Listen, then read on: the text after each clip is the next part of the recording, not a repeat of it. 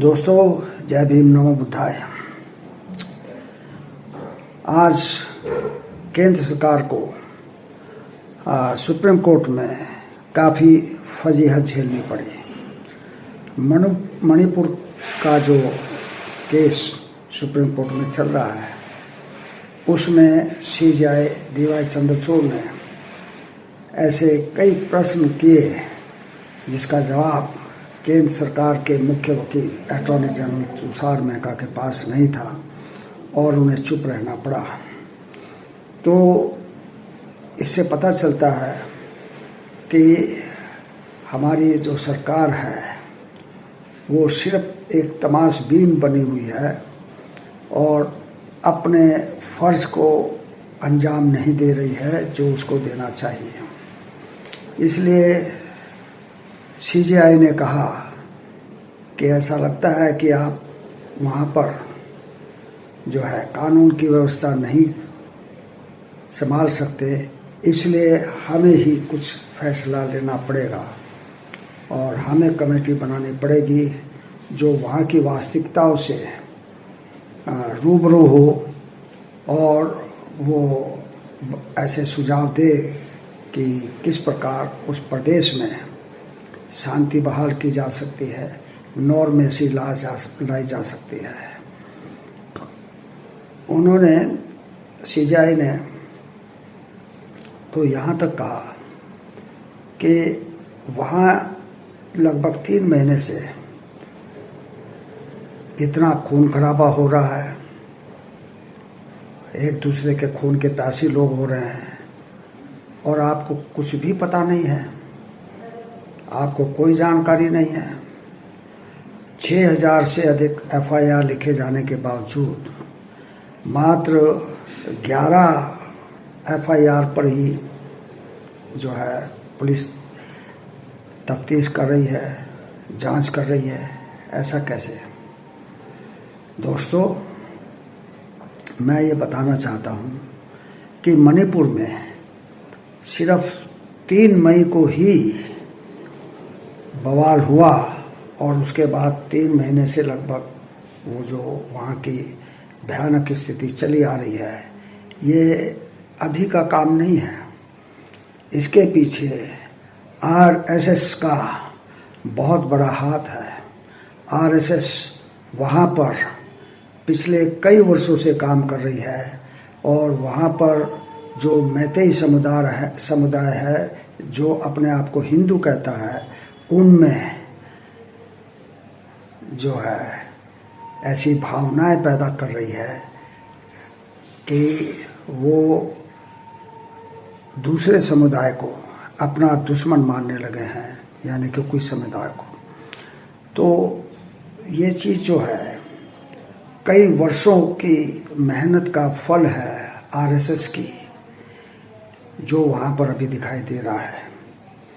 और सिर्फ वही नहीं, ये तो पूरे देश में इस तरह का माहौल बनता जा रहा है। पिछले 48 घंटों में 3 बड़ी घटनाएं हमारे देश में हुई हैं। एक तो बरेली में हुई, जिसमें जो है कावड़ियों ने बवाल किया और जिसको शांत करने के लिए पुलिस को सख्ती करनी पड़ी। तो वहाँ पर जो एसओ था उसका तबादला कर दिया गया और 2 कांस्टेबल जो है सस्पेंड कर दिए गए।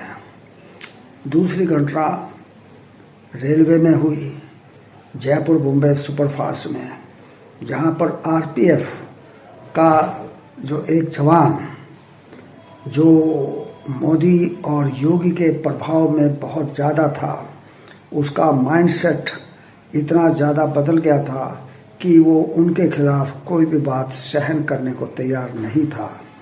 इसलिए जब उसने बंदूक उठाई, राइफल उठाई, अपना एलएमजी उठाई, तो जो सब इंस्पेक्टर है आरपीएफ का, उसने उसको रोकना चाहा तो सबसे पहले उसी की हत्या कर दी। फिर उसने 3 लोगों को और मार दिया, जिसमें 2 मुसलमान थे और एक अन्य समुदाय का था। तो ये सब कैसे हो रहा है? इसी प्रकार नूह में, वहाँ पर जो कि गुरुग्राम के पास में है, पलवल के पास में है नूह, जहाँ पर मुस्लिमों की आबादी काफ़ी ज़्यादा है, वहाँ पर भी इस तरह का बवाल हुआ और वहाँ पर भी कई लोग मारे गए और हताहत हुए। तो इससे पता चलता है कि पूरे देश में माहौल को कितना बदल दिया गया है, लोगों की सोच को कितना बदल दिया गया है, लोगों में कितनी आक्रामकता पैदा कर दी गई है कि जरा सी बात पर भी वो हथियार उठाने से गुरेज नहीं करते, एक दूसरे को मारने से गुरेज नहीं करते। ये सारा कुछ राष्ट्रीय स्वयंसेवक संघ RSS की प्लानिंग का एक हिस्सा है, जो देश में हिंदू राष्ट्र लाना चाहता है, हिंदू राष्ट्र बनाना चाहता है इस देश को, और इसलिए वो लोगों के मन में जहर घोल रहा है, हिंदुओं को जो है आक्रामक बना रहा है, उनके दिमाग को कैप्चर कर लिया है और वो दिमाग ऐसा हो गया है कि वो जो है कुछ भी करने को तैयार है, कुछ भी करने के लिए आमादा हो गया है। तो ये बात हमें समझनी चाहिए, सभी बुद्धिजीवियों को समझना चाहिए, और हमारी जो न्यायपालिका है उसको भी समझना चाहिए कि ये जो आजकल जो घटनाएं हो रही हैं ये तुरंत की घटनाएं नहीं हैं। ये तो 2014 से RSS ने ये कार्यक्रम शुरू कर दिया था कि हम कैसे हिंदुओं के माइंडसेट को कब्जा करें, कैसे उनमें जहर घोलें, कैसे उनमें उग्रता पैदा करें और यहाँ पर हिंदू राष्ट्र हो। ये कैसा हिंदू राष्ट्र बनाना चाह रहे हैं RSS? क्या हिंदू राष्ट्र नहीं है? अभी हिंदू राष्ट्र ही तो है, क्योंकि जितने भी पदाधिकारी हैं, जितने भी मंत्री हैं, जितने भी सांसद हैं, जितने भी विधायक हैं, उनमें मात्र कुछ ही लोग तो दूसरे संप्रदाय से हैं, बाकी सब तो हिंदू ही हैं। आर्मी, एयरफोर्स, नेवी, आपके पूरे जितने न्यायपालिकाएं हैं, जितने भी जिला जजी हैं, वहाँ पर तो सब अधिकतर तो क्या कहते हैं हिंदू ही हैं। तो जब ऐसी स्थिति है, हम ऑलरेडी हिंदू हैं, तो फिर ये हिंदू का क्या मतलब कि हिंदू राष्ट्र बनाना चाहते हैं?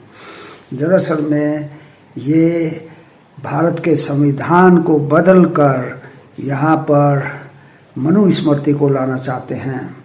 मनुस्मृति जिसमें जो है आप समझ सकते हैं कि मनुस्मृति का क्या मतलब है। मनुस्मृति का सिर्फ एक ही मतलब है कि जो ब्राह्मण कहे, जो ब्राह्मण जो है व्यवस्था करे, सिर्फ वही लागू हो देश में, दूसरे सभी उसके मातहत हों। यहाँ तक के कि जो क्षत्रिय है, वैश्य है, OBC हैं, वो भी इस जो है व्यवस्था के अंतर्गत आए। तो इसीलिए जो है ऐसा ही हिंदू राष्ट्र RSS चाहता है और बना रहा है।